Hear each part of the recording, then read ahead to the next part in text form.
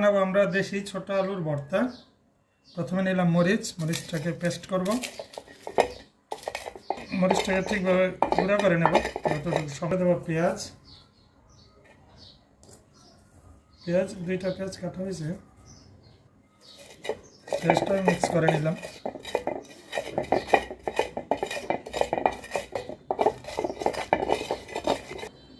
এবার দিয়ে দেবো আমরা ছোট আলুগুলা।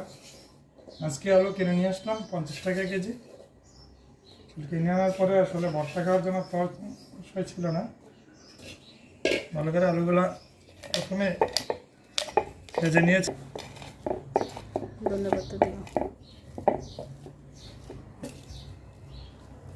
ধনিয়া পাতা দাও, এতটুকু দিয়ে নিলাম।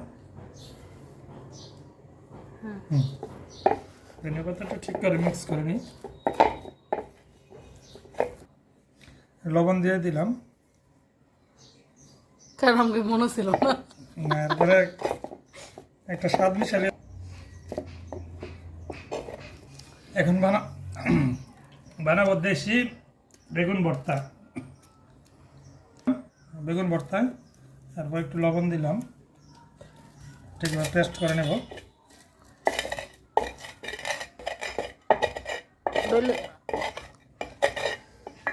তারপর নেব পেঁয়াজকে আরেকটু দিয়ে, স্বাদের জন্য পেঁয়াজটা দরকার আসলে।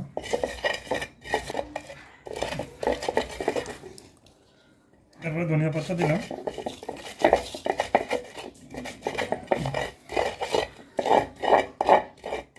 এখন দিয়ে দিলাম আগে সিদ্ধ করে রাখা বেগুনগুলো। আসলে